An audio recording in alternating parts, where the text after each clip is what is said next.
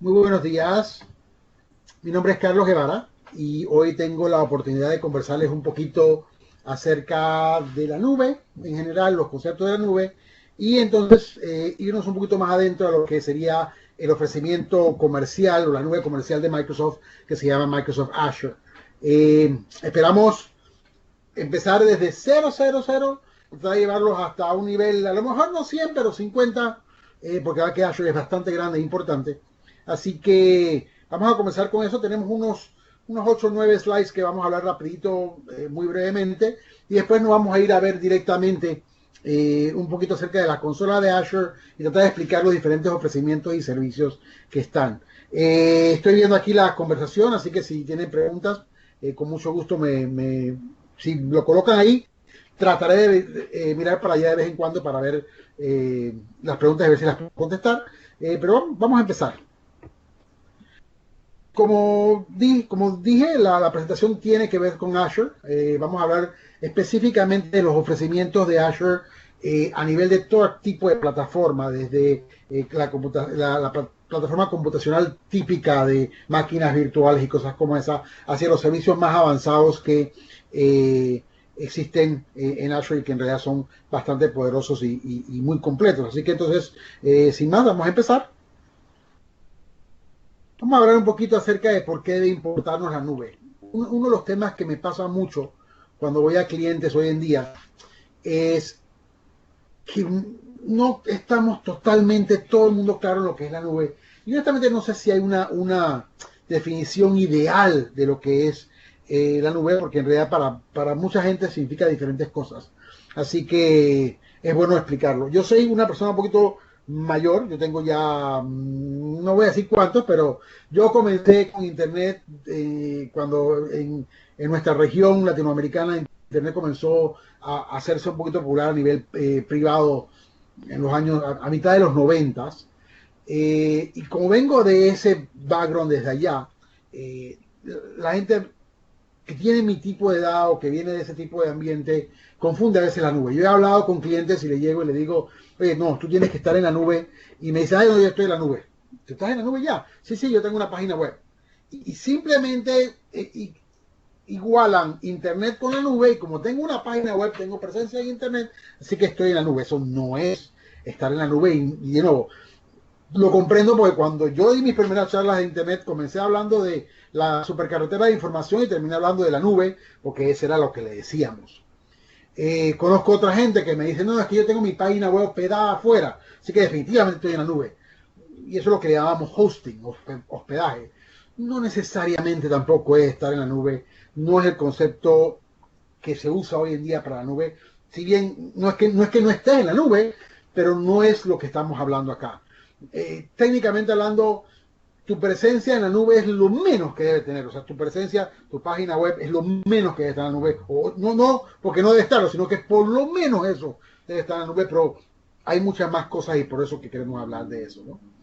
Técnicamente hablando, después de que la gente me hablaba de hospedaje, yo tengo mi sitio web en algún lado, eso tengo un servidor que yo no sé quién es, ahí me dan como una cajetita, un lugar donde yo puedo meter mis cosas, yo no veo el sistema operativo, eso está bien, yo nada más tengo una dirección y ahí puede estar compartida con 100.000 personas, pero es una máquina en que está en algún lugar y yo tengo ahí.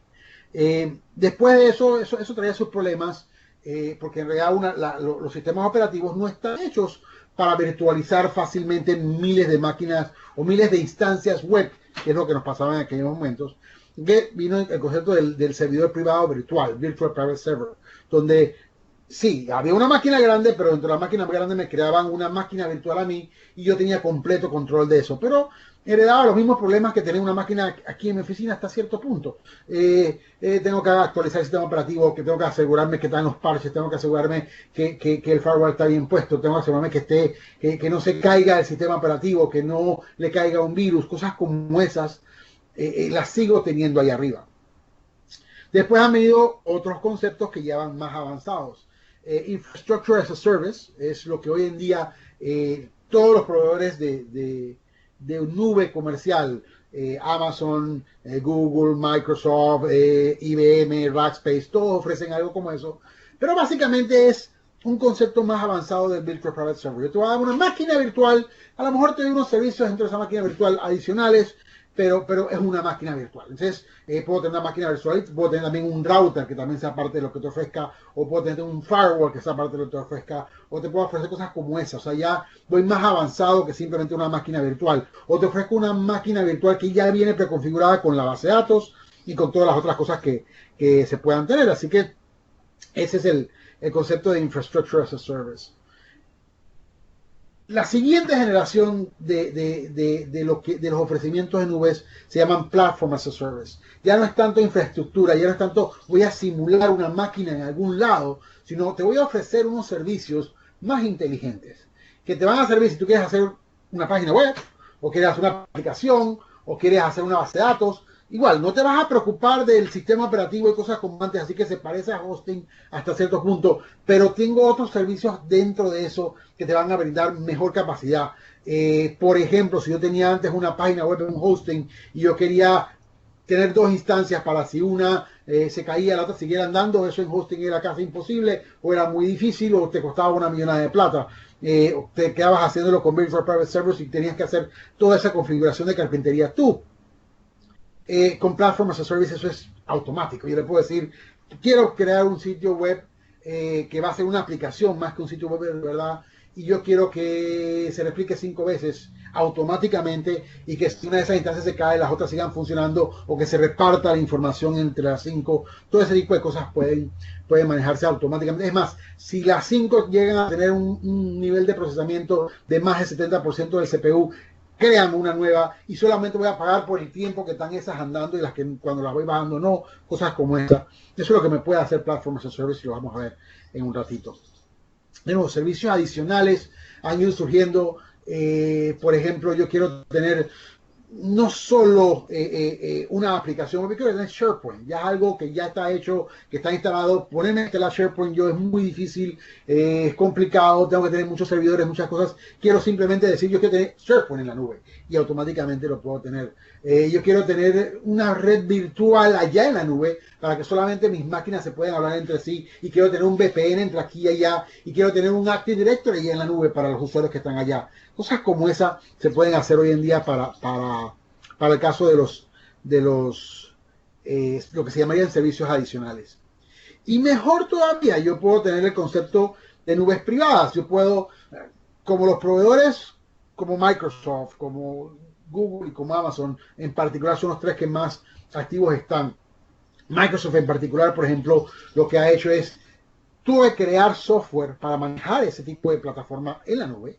Y dice, como ese software está corriendo sobre Windows hasta cierto punto, yo te puedo ofrecer esas cosas. Con System Center, por ejemplo, yo te puedo ofrecer el mismo tipo de configuración y manejo que tienes en la nube ya, lo puedes tener local aquí, para hacer que tus desarrolladores puedan subir las cosas más rápidamente a los servidores, o que se pueda dar mantenimiento más fácil, porque no tienes que pelear con todo lo que tiene el sistema operativo. Lo podrías hacer con una nube privada. Y más allá, inclusive, hay algo que se llama la nube híbrida. Ok, yo quiero tener parte de las cosas en la nube, quiero tener parte de las cosas local, pero quiero usar un mismo, por ejemplo, sistema de directorio activo, un solo registro para que los usuarios tengan su usuario y su clave, y si están pegándose a las cosas que están aquí locales, o están pegándose a las cosas que están en la nube, todo se autentique de la misma forma, que mi correo esté distribuido en todo, que SharePoint esté distribuido en todo, que mi oficina no tenga una frontera física a nivel de tecnología, sino que esté por todas partes, ¿no?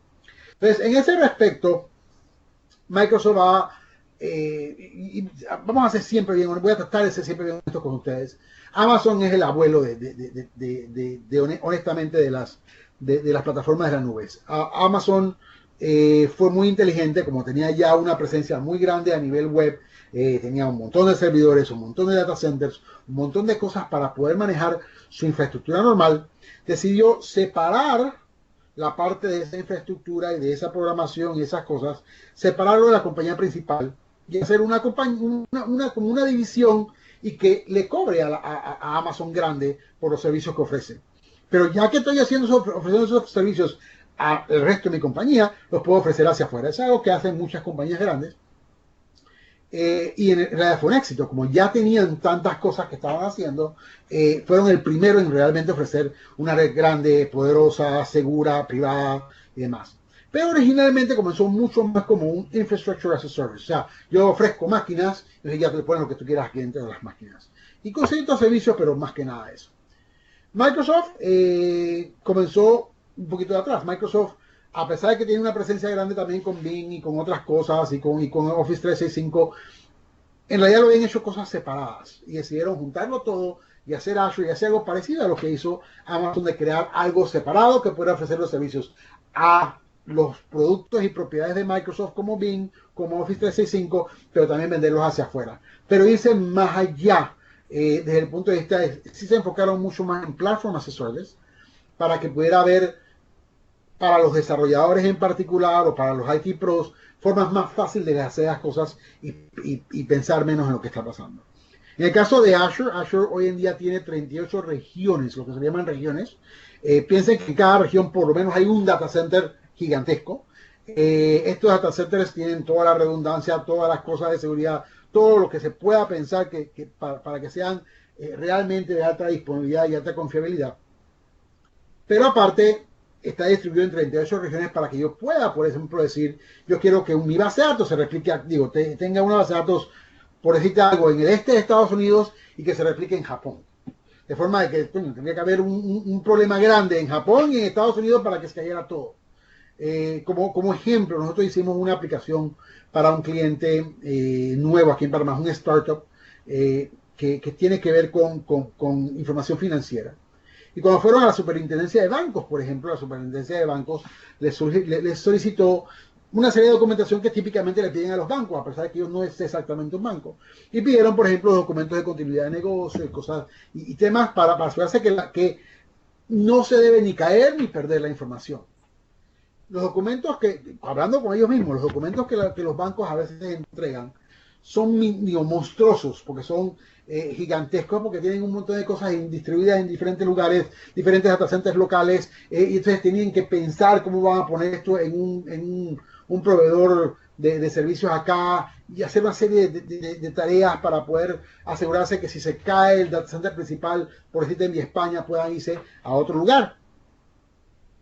Entonces, ¿qué ocurrió? El nuestro fue excesivamente corto, pero cumplía con todos los requerimientos. ¿Por qué? Porque la aplicación desde un principio se diseñó para que viviera en Azure, se diseñó para que las bases de datos automáticamente se replicaran, se diseñó para que la aplicación, si una aplicación web, pudiera repartir sus instancias también en múltiples sitios. Así que nunca íbamos a tener una situación donde se pueda caer un servidor o inclusive una región entera. Imagínense que hubiera un terremoto gigantesco, Dios no quiera, en el este de Estados Unidos y que todo se perdiera la que está ahí, no importa, teníamos una réplica en Europa y una réplica en Asia. Así que nunca había forma bueno, tenía que ser algo ya muy catastrófico para que se perdiera la comunicación en todos los respectos. Así que eso es lo importante que nos ofrecen todas estas regiones. En algunas de estas regiones hay más de un data center. Los data centers son, imagínense una granja gigantesca, con hangares, como si fueran hangares o almacenes grandotes adentro. Los almacenes grandotes tendrían dentro de ellos algo como lo que ustedes pueden ver aquí en la foto de abajo, donde ven esta unidadcita que se ve aquí. La verdad es que lo que ha hecho Azure es bien interesante. Crean estos hangares, lo único que tienen los hangares es aire acondicionado y conexiones eléctricas. Y traen estas cosas que parecen como un trailer de un carro, la parte de atrás de un camión de transporte, que ya vienen preconfigurados con un montón de máquinas en racks, vienen configurados con su propio aire acondicionado, vienen configurados con su propio regulador de voltaje, sus propios UPS, ya viene listo. Simplemente se mete a esta unidad, se conecta eléctricamente y ya queda andando. El software de Microsoft para manejar estas cosas se encarga de configurar todo lo que está ahí adentro, y si yo el día de mañana quiero crear una instancia nueva de una máquina virtual, simplemente cuando yo digo en el software algo, ella automáticamente busca una máquina donde hay disponibilidad y automáticamente la instala ahí. Así que es sumamente interesante. He visto en estos hangares hasta 4 de estas unidades, una encima de la otra, a nivel de altura, y digo, imagínense filas y filas y filas y filas de este tipo de cosas. Así que el día de mañana necesitan más espacio, simplemente piden 5 más de estas cosas y las ponen ahí y cada una tiene 200, 300 servidores de físicos que cuando se quedan configurados quedan funcionando como una sola cosa, ¿no? Así que es bien interesante lo que se ofrece en ese respecto, de lo que Microsoft ha hecho a ese nivel. Adicionalmente a eso, como dije, lo más importante que ofrece Microsoft, o el principal diferenciador de Microsoft a nivel de lo que ofrece, es que en realidad han creado una plataforma muy interesante para que las aplicaciones y las cosas que se instalen en estos centros sean más inteligentes, más fáciles de administrar y de controlar. Entonces, como ustedes pueden ver en la sección del medio, en la pantallita que está viendo ahorita mismo, dice Platform Services. En esa pantallita hay una sección que dice Compute.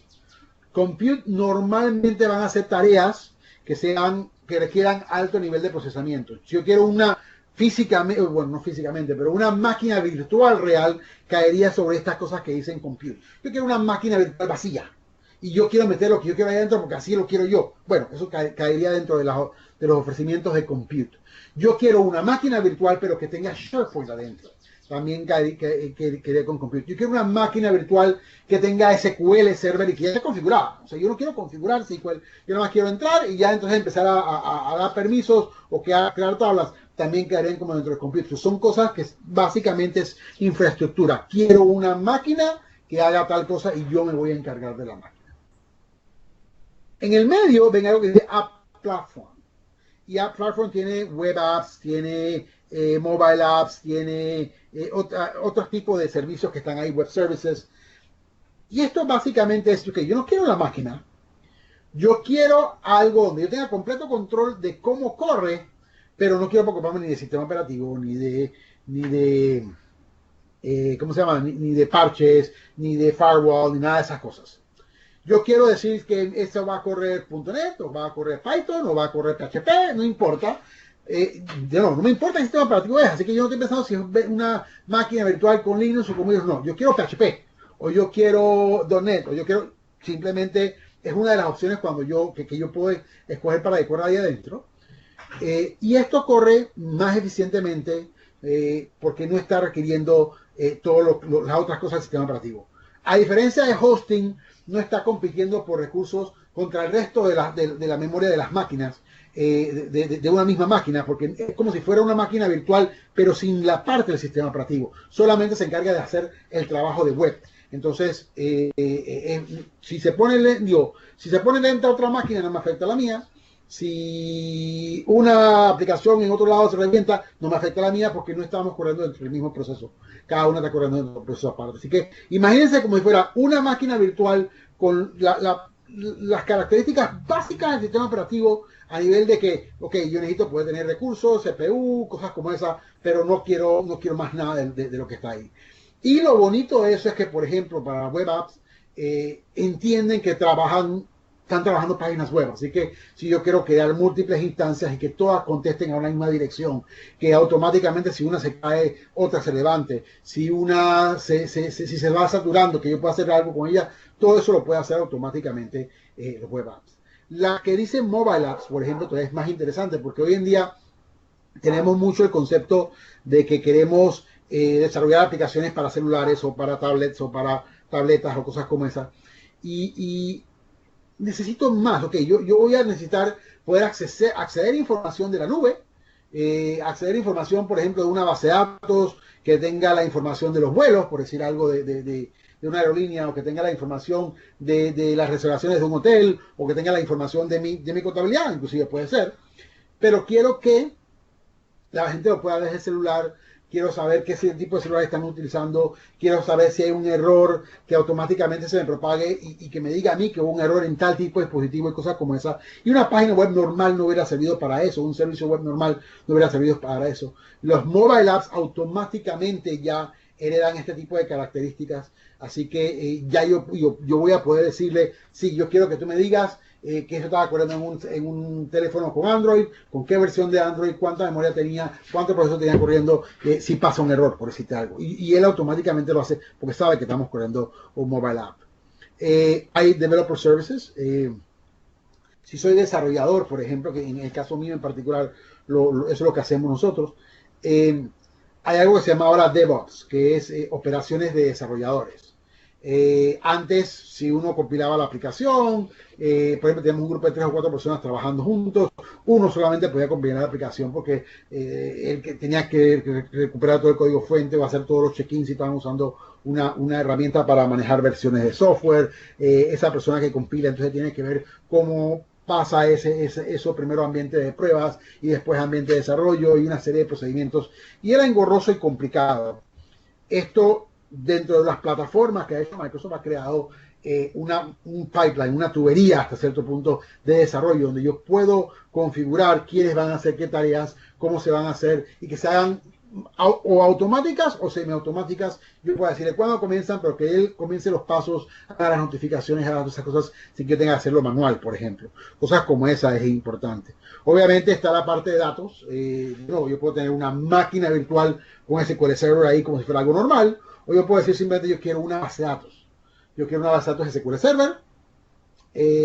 Y creo que de nuevo, no me importa el sistema operativo, no me importa parches, no me importa todo lo demás, solamente quiero la base de datos. Quiero que ya me conteste, que sea igual, esté aislada, que ningún otro proceso de alguien más me la pueda tumbar, me la pueda caer, nada de esas cosas, pero yo quiero nada más pagar por el uso de la base de datos, no quiero pagar por el GUI el interfaz gráfico del sistema operativo, no quiero pagar por más nada de esas cosas, así que simplemente configuro la base de datos, configuro el espacio, configuro cuántas transacciones yo espero por minuto y que trabaje.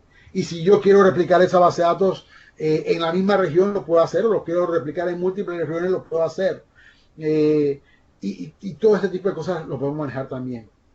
Interesante, hay un nuevo concepto para los que digo, le gusta los temas de datos. Cuando yo comencé a trabajar con base de datos, nos estábamos alejando de los archivos planos y nos estábamos yendo a lo que era la base de datos relacionales, ¿no? Entonces, a mí me vendieron que la base de datos relacional era lo máximo y que eso era lo mejor que había. Pero honestamente, nunca hay una respuesta para todo. Siempre hay cosas que se hacen mejor en diferentes formas. Hoy en día hay mucho el concepto de las bases de datos no SQL. O sea, no quiero que sea relacional, quiero que me guardes información, quiero que sea fácil de buscar, quiero tener un tipo de sentencias fáciles de usar, que sean estándares, así como SQL se convirtió en un estándar, que sea algo estándar, yo puedo usar el mismo tipo de sentencias dependiendo de qué plataforma estoy y pueda sacar información, pero que no sea necesariamente relacional. Los conceptos de Big Data, conceptos de aplicaciones como Twitter, por ejemplo, Twitter no tiene una base de datos relacional, porque no hay, digo, las relaciones no es real, no hay una relación de que este es el padre y este es el hijo, no. Entonces, las mismas conversaciones, yo puedo nada más que estar interesado en una parte de la conversación, así que no tengo que descargar toda. Así que ellos son los principales usuarios, por ejemplo, de base de datos no SQL.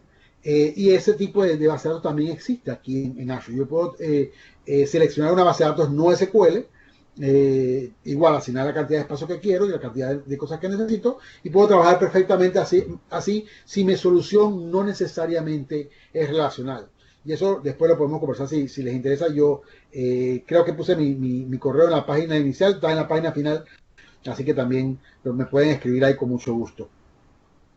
Un último tema también en este slide, nada más para, bueno, 2 temitas. Otra cosa que también es un concepto importante es el concepto de storage. Está bien, yo tengo una aplicación, puede ser una aplicación de escritorio, puede ser una aplicación web, puede ser una aplicación móvil, que consumen información de la nube o no consumen información de la nube, o que simplemente usan cierto procesamiento en la nube, como sea, que son parte de mi solución de Azure. Pero yo necesito guardar datos, por decir algo, yo tengo una aplicación móvil que la persona debe poder tomar una foto de una factura, por decir algo, y yo quiero guardar la factura en algún lado. Está comprobado que en base de datos relacionales se puede guardar, pero también está comprobado que las bases de datos relacionales tienen una característica muy particular. La forma en que ellos entregan información lo hacen por algo que se llama páginas. Oracle, SQL, Sybase, todos usan un concepto de páginas. Que cuando yo hago una consulta, si vienen 5 registros o vienen 50.000, siempre me va a devolver una cantidad de páginas. Entonces, esas páginas, por ejemplo, en SQL se ve una página de 4K. Si yo pedí un solo registro, él me devuelve, digo, él internamente busca esa página de 4K y trabaja sobre esa página para mandarme mis resultados. Así que él está manipulando 4K de información cada vez. Si yo hago si solicito algo muy grande, él genera una página de 4K, me manda eso, otra página de 4K, me manda eso y así sucesivamente. Entonces, ese concepto es importante. Cuando estamos usando imágenes o videos o audio y se guarda en una base de datos relacional, puede que haya conflicto o se crea cierto nivel de contención con las bases de datos porque manejan las páginas. Entonces, una imagen de 16 megas o de 4 megas, generarla como página de 4K se vuelve pesada para la base de datos. Así que hoy en día se recomienda que, a menos que sea un tema muy específico de seguridad, que también se puede solventar otra cosa, pero de seguridad y que quiero guardarla encriptada en la base de datos y mantener todo junto, que se puede y tiene su razón de ser, es más eficiente guardar la imagen en un sistema de archivos y proteger el sistema de archivos y obviamente tener un enlace en la base de datos, es cómo llego allá. Entonces, por ejemplo, para esas cosas también hay servicios que se llaman storage units, donde yo puedo decir que yo quiero 10 GB de espacio para guardar los adjuntos y las cosas que tenga mi aplicación. Son parte de mi solución, pero no necesariamente está o en la base de datos o en la máquina, porque no hay una máquina específicamente en algún lado.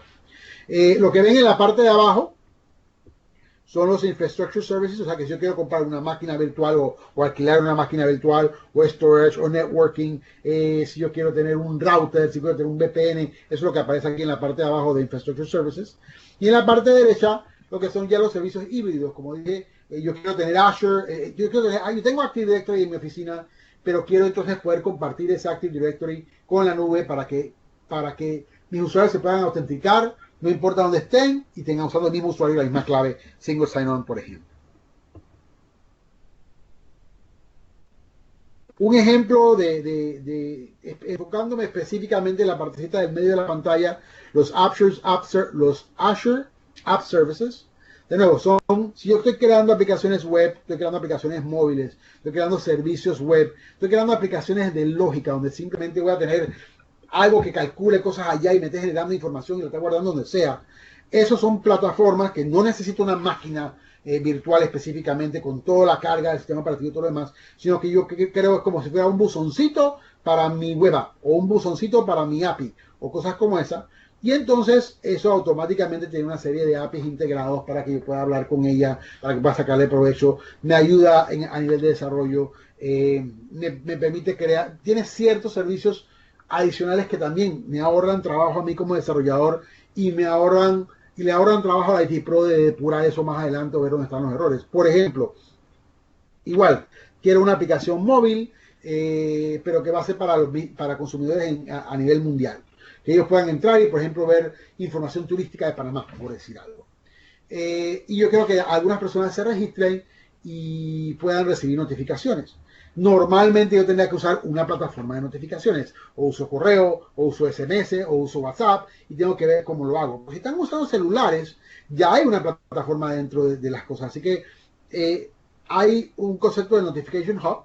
El Notification Hub es un tipo de servicio que está asociado con Mobile Web Apps, o Mobile Apps, perdón, y yo puedo entonces registrar mi aplicación Mobile App dentro de los Notification Services.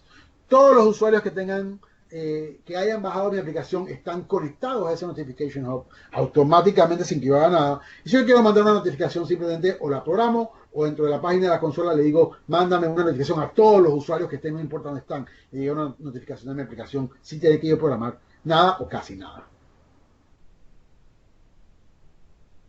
Igual el concepto de Mobile Apps ya más específicamente, como digo, cosas que yo puedo aprovechar para hacerme la vida más fácil dentro de Azure.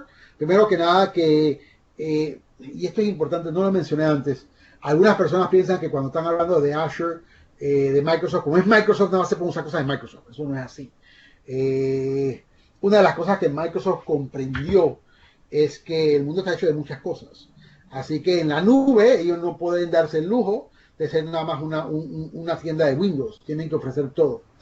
El actual CEO, el actual presidente, jefe de Microsoft, Satya Nadella salió de Azure. Su trabajo antes de ser la persona más importante de Microsoft era la persona más importante de Azure. O sea que él de aquí lo sacaron para allá porque tenía que entender que el mundo ya no es solamente una sola plataforma, que tienen que atender todas las cosas, que tienen que poder saber hablar código abierto, tienen que poder saber hablar soluciones de todo tipo, y esa es la persona que está ahora encargada de Microsoft. Así que, y de nuevo, ha continuado invirtiendo y ha aumentado la inversión en Azure justamente por eso.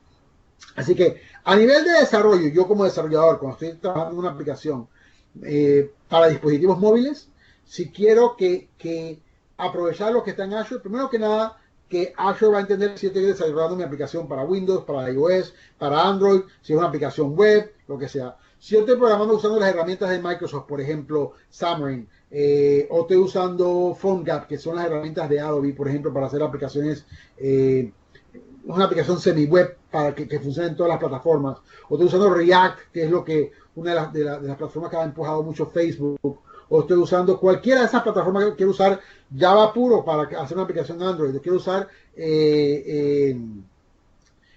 Objective-C para desarrollar para iOS.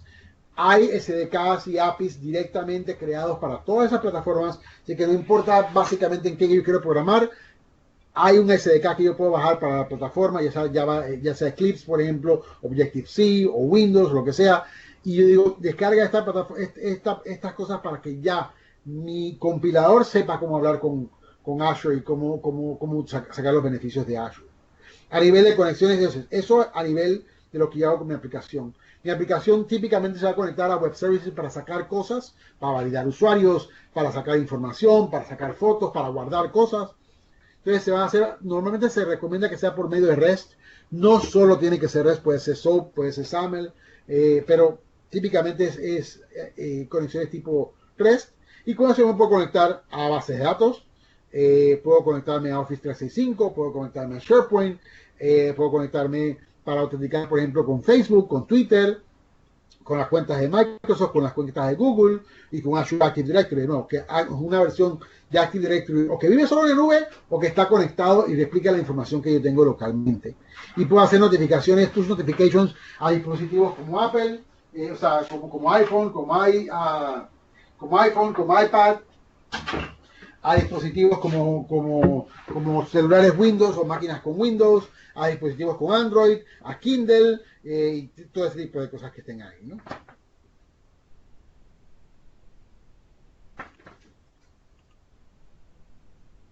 Bien, vamos entonces a hacer un vistazo realmente de lo que es Azure. Yo voy a tratar de compartir mi pantalla. En teoría ustedes deben estar viendo mi pantalla y deben poder ver mi pantalla de Microsoft Edge. Si pueden verla, por favor, me pueden decir ahí por la conversación si la pueden ver. Deben estar viendo una pantalla de Microsoft Edge que dice Microsoft Azure a la parte superior izquierda. ¿Está bien? Si no me dice nada, voy a asumir que la vieron. Está bien.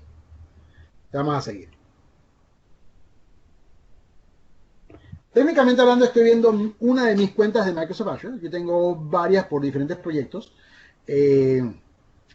Uno puede tener, digo, unas tan grandes o tan chiquitas como quieran. He trabajado con empresas relativamente grandes que pueden tener fácilmente 600, 700 servidores o instancias o aplicaciones o cosas corriendo dentro del dashboard y funciona perfectamente bien. He conocido gente muy chiquita que nada más tienen una cosita ahí arriba y inclusive yo puedo crear una cuenta gratis, entrar y inclusive puedo tener una página web gratis publicada en Azure si la cantidad de accesos son pequeños y ni siquiera me cobran nada. Sí me van a pedir la tarjeta de crédito para poder cobrarme en caso que algún día se pase el tamaño, pero normalmente lo puedo hacer sin ningún problema. Vamos a ver un poquito acerca del dashboard. El dashboard es interesante, obviamente es una página web mucho con JavaScript y motores como esto. Esto es mi dashboard, yo escojo que yo quiero que me aparezca acá. Yo puedo ver estados de base de datos, por ejemplo, con el caso de Simaco, que veo que mi base de datos está en línea. puedo ver el estatus de los diferentes sitios o regiones que tiene Microsoft para las aplicaciones. O sea, si hubiera una región que estuviera caída, me aparecería una crucecita. Yo puedo asignar los recursos que quiero que me aparezcan aquí, bueno, las cosas más importantes donde voy a acceder más rápido. Puedo ver cómo está el monto de mi suscripción, cosas como esa. Yo voy a empezar tratando de explicar un poquito lo que ustedes van a poder seleccionar. Así que voy a irme a la opción que dice New. Ustedes pueden también cambiar el lenguaje al dashboard sin ningún problema, nada más que a mí me gusta más inglés porque no sé, yo viví muchos años en Estados Unidos, así que me gusta más verlo en inglés. Me identifico más con el inglés. Bien, entonces cuando yo doy New, ella me dice, perfecto, tú estás ahorita mismo en la tienda de Azure. ¿Qué tú quieres adquirir? ¿Qué tú quieres hacer? Perfecto, yo puedo aquí buscar, si sea algo específico que quiero buscar, lo puedo poner aquí en el text box que aparece ahí. O yo puedo irme un poquito más, una navegación más organizada para buscar las cosas. Veamos un poquito lo que nos dice aquí. Por ejemplo, vamos a Compute. Compute, ¿se acuerdan que le dije es un poquito la parte esa de infraestructura como servicio? Infrastructure as a Service. Yo quiero una máquina virtual con algo, pero quiero la máquina, quiero que haga algo. Yo puedo con una máquina virtual totalmente vacía, decirle cuántos procesadores, cuánta memoria, cuánto disco quiero que use, o puedo inclusive decir, ¿sabes qué? Hay unas configuraciones ya prehechas para ti. ¿Tú quieres Windows Server 2012? Simplemente tú me das esta opción, me dices de nuevo el tamaño y yo te instalo la máquina y te instalo el sistema operativo de una vez. ¿Quieres Windows Server 2016? También lo podemos hacer. ¿Quieres Red Hat o Ubuntu? También. Y te queda instalado con Red Hat o con Ubuntu sin tener que pelear nada. Yo les voy a admitir, yo digo, por muchos años nada más estuve en el ambiente de Microsoft. Y honestamente uno se puede mal acostumbrar. Cuando yo estaba acostumbrado a cómo trabaja Windows para hacer instalaciones. Hace como 2 o 3 años ya tuvimos que irnos abriendo para que mis clientes querían estar trabajando sobre otras plataformas o cosas como esas. Tuvimos que atenderlos también. Sigo desarrollando sobre Microsoft, pero técnicamente hablando yo puedo desarrollar sobre Microsoft para otras plataformas. Pero me tocó instalar un par de servidores Linux y la instalación es muy diferente. No voy a decir si es mejor o peor, eso es de cada uno, pero lo que sé es muy diferente. Entonces, a mí me costó mucho una instalación de un servidor Linux porque no sabía cómo hacerlo. Entonces, me hubiera encantado que lo hubiéramos estado haciendo en Azure, en ese caso no fue en Azure, y simplemente digo, créame una instancia de Ubuntu y ya yo no pedí nada con esto, ¿no? Pero bueno, entonces hay diferentes opciones aquí. Igual, no solo puedo decirle nada más el sistema operativo, sino que fíjense aquí hay un SQL Server 2002-2016. O sea, yo quiero una máquina con SQL Server. Créamela. Instalar el sistema operativo, instalar el SQL Server y ya yo quedo listo para trabajar. Perfecto. ¿No? Ya después yo voy, configuro usuarios, claves, permisos, todo ese tipo de cosas que están ahí.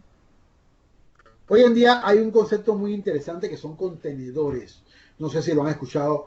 Todavía más específico que lo que yo les hablaba de, por ejemplo, un web app en Azure, donde yo tengo piensen que es como un lockercito, donde tengo las cosas que necesito para correr un aplicativo web.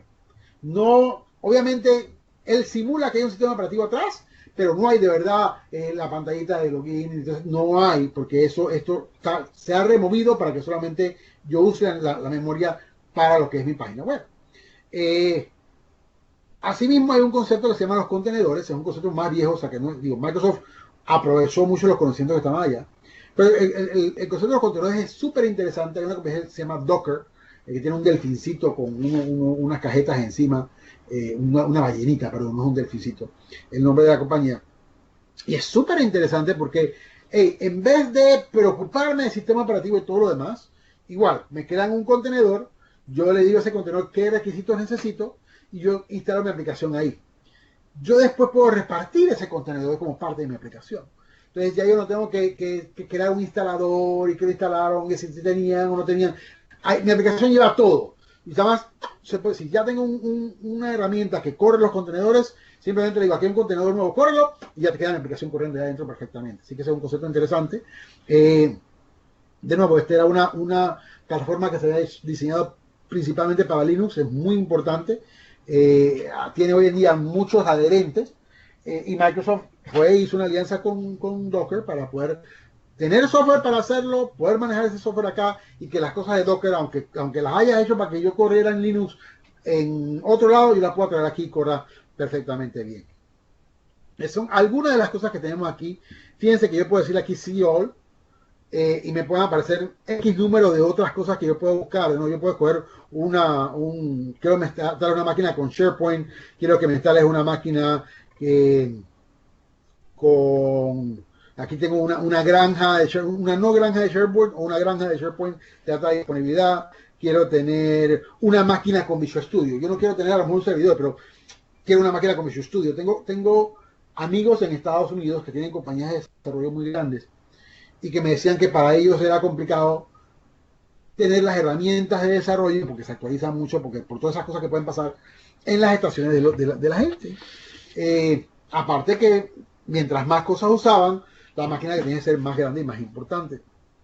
Y a veces estaban trabajando en varios proyectos y el cliente del proyecto A y el cliente del proyecto B no les gustaba que la persona tuviera el mismo código en la misma máquina que estaba llevando a cada lado. Entonces no podían estar comprando una máquina, físicamente una laptop o una máquina de escritorio para cada proyecto. Entonces lo que hacen es contratan estas máquinas virtuales en Azure, le instalan lo que quieren para el cliente A y se vuelve la máquina para el cliente A. Yo estoy trabajando desde mi estación normal, sin tener que tener nada de la herramienta de desarrollo, pero estoy trabajando con esa máquina virtual allá. Cuando termino con ese cliente, la pago para que no siga cobrándome. Acuérdense, en Azure me cobran por el tiempo que estoy usando. Si yo apagué la máquina, no me cobran nada. Entonces ahora prendo otra máquina virtual y trabajo en el proyecto del cliente B y puedo trabajar perfectamente bien y las herramientas no están mezcladas. Si yo estoy usando a lo mejor Oracle en el primer cliente y Sybase en el otro, a veces los drivers no se puedan crear conflictos. Nada de esos problemas tengo y la máquina del usuario es transparente. Se dañó la máquina, la saco, la boto, la arreglo como quieran, le pongo otra, pero él tiene todas sus cosas porque no se ha perdido nada, porque todo está en la nube, ¿no? Así que son algunos de los conceptos que pueden ver a nivel de compute, o sea, infraestructura como servicio. Quiero una máquina allá. Tengo el concepto de networking que también es importante que lo mencionemos. Algunas personas me dicen, no, pero si yo tengo eso allá, están todas las máquinas compartidas juntas, y tú lo acabas de decir, una máquina puede estar, una de mis instancias puede estar en una de esas cajetas de contenedores que vimos en la foto al principio, que parece un trailer de un carro, y la otra está en otra máquina allá, y todo el mundo ve lo que está pasando. Bueno, usando el concepto como los VLANs, las redes virtuales dentro de un hub o un switch, está el concepto de Virtual Network. Así que yo puedo decir, yo voy a crear una red mía virtual y dentro de esa red voy a poner mis servidores. Los paquetes que pasan de un servidor a otro, nomás van a poder ver esas dos máquinas que están hablando y no el resto de las máquinas o las máquinas que están dentro de mi red para trabajar de esa forma, ¿no? Aquí yo también tengo, por ejemplo, información de conexión. Yo puedo decir, ¿sabes qué? Yo quiero tener mi servidor de base de datos allá, pero aún así yo no me voy a pegar por internet para pegarme con el servidor de base de datos. Quiero tener un VPN con ellos. También se puede hacer. Cosas como esas se pueden manejar perfectamente bien. Aquí también estaría el concepto no, eso estaría que en Security Identity de Active Directory. El concepto de storage, como les dije anteriormente, yo quiero tener una cantidad de espacio en la nube para guardar adjuntos de mis aplicaciones, para aplicaciones de digitalización, por ejemplo, se usa mucho eso, cosas como esa, lo puedo hacer muy bien. Me voy a enfocar un poquito más voy a ir a base de datos primero, y después de eso a web más móvil, que es donde quiero mostrar un poquito más. Quiero que vean el concepto yo quiero contratar una base de datos en Azure. Entonces voy a decirle que voy a crear una base de datos, por ejemplo. Aquí lo interesante es que me va a pedir un nombre para la instancia de la base de datos. Yo voy a decir que es New Horizons. Dentro de mi cuenta, se llama New Horizons. Esta es la cuenta que estoy usando en este momento. Un Resource Group. Normalmente yo cuando creo aplicaciones, yo las puedo asociar también más o menos restrictivos que una red privada virtual. Tengo algo que se llama un resource group, o sea, que un grupo de recursos para mí. No es tan seguro como una red virtual, pero por lo menos puedo tener algo así para saber que todas mis máquinas están hablando como si estuvieran en un solo ambiente. Y típicamente yo lo escojo por región. En este caso yo puedo escoger diferentes regiones. que quiero coger el este de Estados Unidos, el oeste de Estados Unidos. Estos son los que ya yo he creado. Así que tengo, por ejemplo, cosas en el centro de Estados Unidos, puede ser en Texas o en Nebraska, cosas por allá. Quiero el este de Estados Unidos.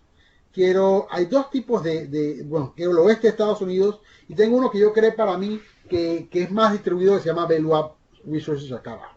Voy a escoger el default.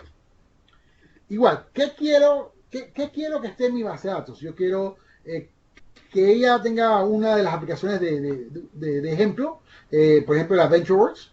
Quiero subir un backup. Para eso tengo que tener el backup ya puesto en una cuenta, en un storage account de Azure. Pero puedo subir un backup para que suba allá. O queda en blanco y después subo un script. La base de datos la voy a poder administrar desde SQL Server Management Studio perfectamente bien, como si tuviera una base de datos local. Yo puedo tener el concepto de servidores virtuales, donde están. Aquí para nivel de base de datos es simplemente cómo las tengo agrupadas. Yo tengo un par ya aquí agrupadas ahorita mismo y yo puedo decirle que la voy a poner en el servidor que se llama ValueUps. El concepto de SQL Elastic Pool.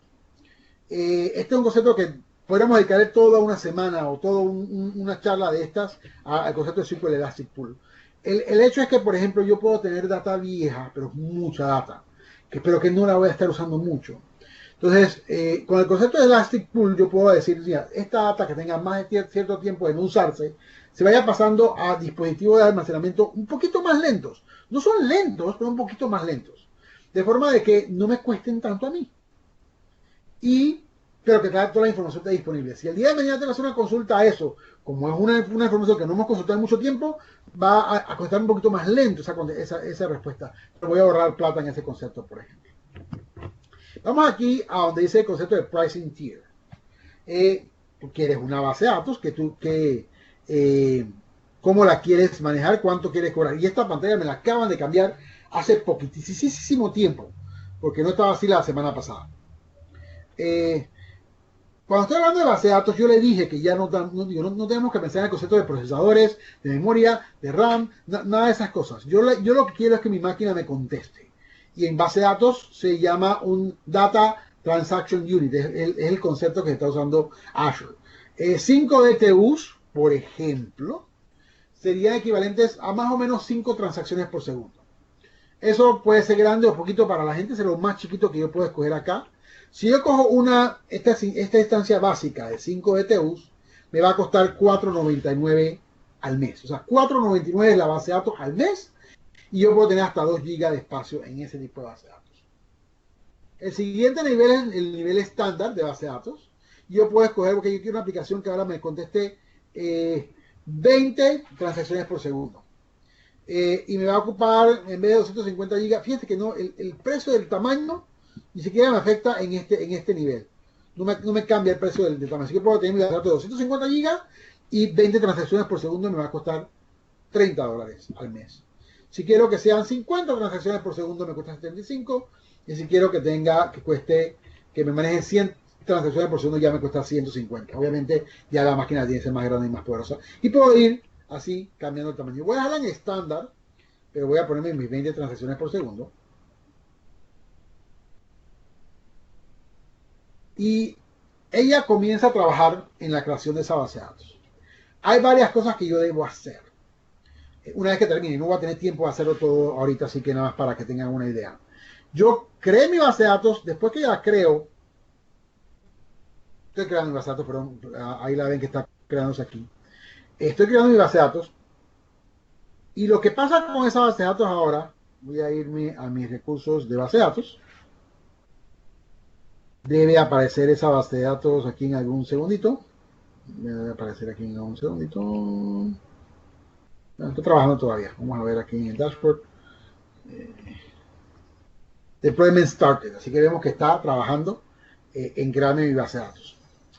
Una vez que yo creo esa base de datos, ella automáticamente me permite que las cosas que están en el grupo mío, ¿se acuerdan que yo tuve un default application group que seleccioné? Solamente las cosas que están en ese default application group van a poder hablar con ese SQL Server. Si yo quiero habilitar para que de mi estación, por ejemplo, ya ahora sí está Deployment Succeeded, así que si voy a SQL Databases, me debe aparecer aquí mi base de datos New Horizons. yo puedo entrar a ella y veo la información de ella automáticamente. Tengo estadísticas de cómo se está comportando. Puedo trabajar en propiedades, cambiar settings, cambiar cosas como esa. Yo voy a hablar solamente de dos conceptitos aquí ahorita mismo, porque ya estamos por terminar. Me voy a ir a donde dice GeoReplication. Como yo escogí una, no la básica, la más básica no tiene esta opción. Pero yo escogí la opción estándar. Y la estándar para arriba yo le puedo decir, ¿sabes qué? Yo quiero que me repliques automáticamente mi base de datos en Asia. ¿No? Entonces ella me va a decir, está bien, yo te lo puedo configurar allá. Obviamente esa replicación allá voy a tener que usar otro, puede ser que tenga puede ser un poquito más alto, pero te puedo configurar eso perfectamente para que te puedas tener la base de datos replicada en dos lugares diferentes. De esa forma, si se cae algo, pasa algo malo en Estados Unidos, allá en China puede estar bien, o quiero que esté en India, o quiero que esté en Australia, o quiero que esté, por ejemplo, por temas de seguridad de información. Hay un sitio, hay una de las regiones, o dos de las regiones de Microsoft está en Alemania, donde hay por ley no se puede compartir, o sea, ningún gobierno puede solicitar información de la data que está guardada, cosas como esas, por ejemplo. Y el otro concepto que quiero mencionar antes de irme sería aquí, fíjense, este Set Server Firewall. Okay, yo tengo a lo mejor aplicaciones que se tienen que pegar a esa base de datos. Yo podría tener un web service, que yo creo que el web service se pega a esta base de datos y se conecta perfectamente bien desde ahí. O yo quiero que una estación del desarrollador pueda pegarse para configurar cosas allá. O la estación del administrador para que pueda usar Server Management, SQL Server Management Studio. Entonces, lo que yo puedo decir aquí es, fíjense, aquí hay un firewall settings. Esta es la versión básica del firewall. Obviamente hay cosas más avanzadas que puedo hacer. Pero yo puedo decir, ¿sabes qué? La máquina con tal dirección IP, yo quiero que deje que se pegue directamente acá. Y él automáticamente me dice cuál es la dirección IP que yo estoy viendo ahorita mismo. Yo podía agregar ese IP fácilmente, sin tener que hacer nada. Simplemente agrego el IP aquí, el que estoy usando. O pongo una regla acá nueva para añadirlo. Así que perfectamente razonable. Ya yo tengo el mío, como lo ven, esta es la dirección que yo me estoy pegando, así que yo puedo trabajar con eso desde ahí.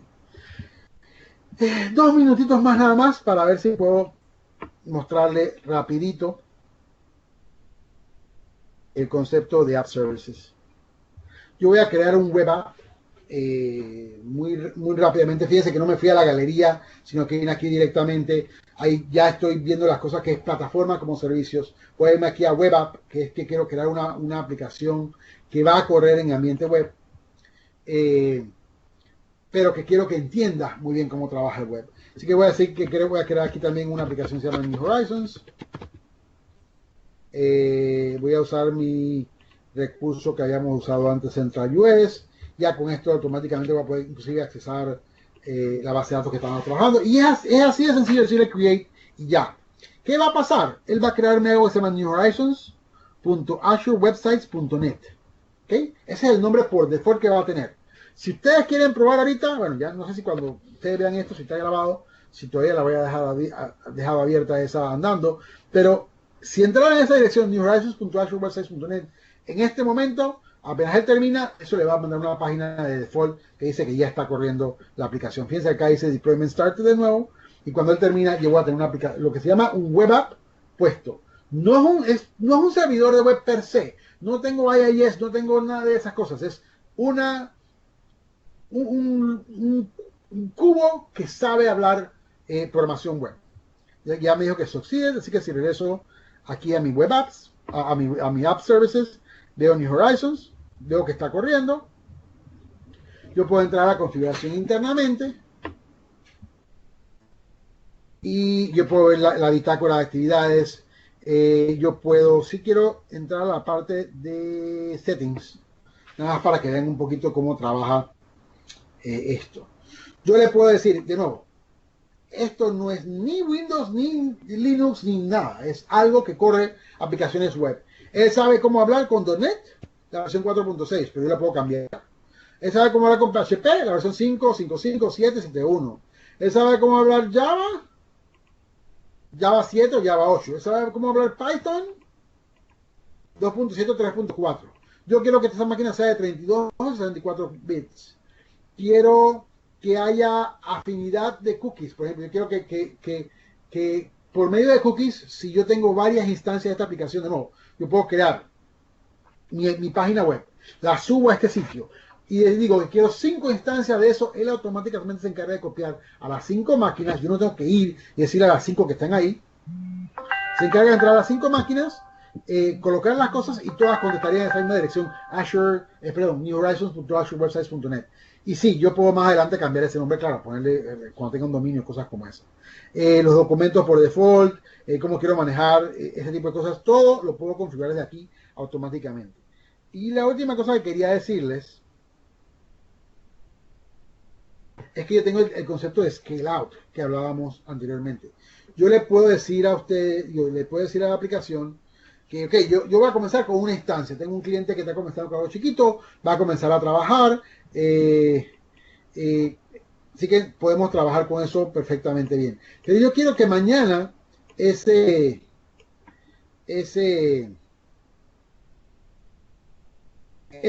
cliente, sin tener que hacer mucho, pueda decir, yo quiero 2 instancias mañana, o 3 instancias mañana. O que a lo mejor sea un cliente que esté trabajando normalmente con 3 instancias, pero para Navidad sus ventas aumentan y por el mes de Navidad le vamos a subir a 5. Y nada más van a cobrar ese mes de Navidad las 5. Cuando yo lo baje en enero, me van a seguir cobrando las 3 que estaban haciendo. Así que no tengo que comprar cosas por gusto cuando no necesito, conceptos como eso. Y lo más bonito que yo le podría decir inclusive, cómo quiero que crezcan, si quiero que crezcan por tamaño, quiero que crezcan por fecha, cosas como esa de lo que voy a trabajar, ¿no? Así que es bien interesante, lastimosamente se nos acabó el tiempo. Déjenme salir de aquí y regresar a la presentación de vuelta. Cerrar esto. Debo regresar a la presentación. No sé cómo hacerlo de vuelta, pero bueno. ¿Dónde está la presentación? No sé, pero bueno. Denme un segundito. Vale, voy a subir de vuelta. Para poner la última página, aunque sea con la información de mi correo y demás, ¿no? Entonces, esto es un pequeño vistazo de lo que se puede hacer con Azure. Como dije, Azure es muy grande, hay muchas cosas. Nosotros hemos tenido requerimientos bastante interesantes. Por ejemplo, para gente como el Tribunal Electoral, tuvimos que hacer aplicaciones que tienen que tener llaves de seguridad de encriptación relativamente muy sofisticadas y muy complicadas. Entonces, lo que decidimos hacer fue guardar esas llaves, porque la llave se volvió lo más importante de la aplicación. Si alguien se robaba las llaves, nos podía robar toda la elección, por ejemplo. Entonces, las llaves se pusieron dentro de un servicio que se llama Key Vault, que es un HCM, un Hardware Security Module. Significa que yo, si tengo los permisos como programador, puedo pedirle a ese Key Vault que me valide una llave o una cosa encriptada con una llave. Pero yo no puedo sacar la llave ahí nunca. Si alguien trata de sacar la llave, automáticamente se destruye la llave. Así que me garantiza la máxima seguridad. De nuevo, la cantidad de cosas que hay aquí adentro es verdaderamente interesante. Creo que he hablado bastante rápido. Espero que me hayan podido seguir. Como dije, mi nombre es Carlos Guevara. Mi correo es cguevara@velu.com. Pueden con mucho gusto preguntarme, escribirme. Por correo yo contesto casi todo, así que con mucho gusto. Y espero que le haya sido beneficiosa la presentación. Si tienen alguna pregunta, con mucho gusto.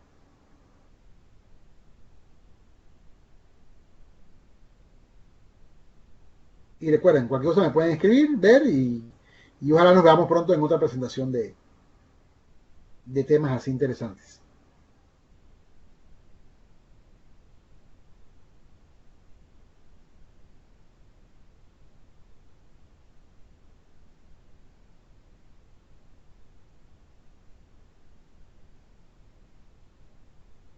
No, parece que no hay preguntas, así que entonces, le doy nuevamente las gracias por el tiempo.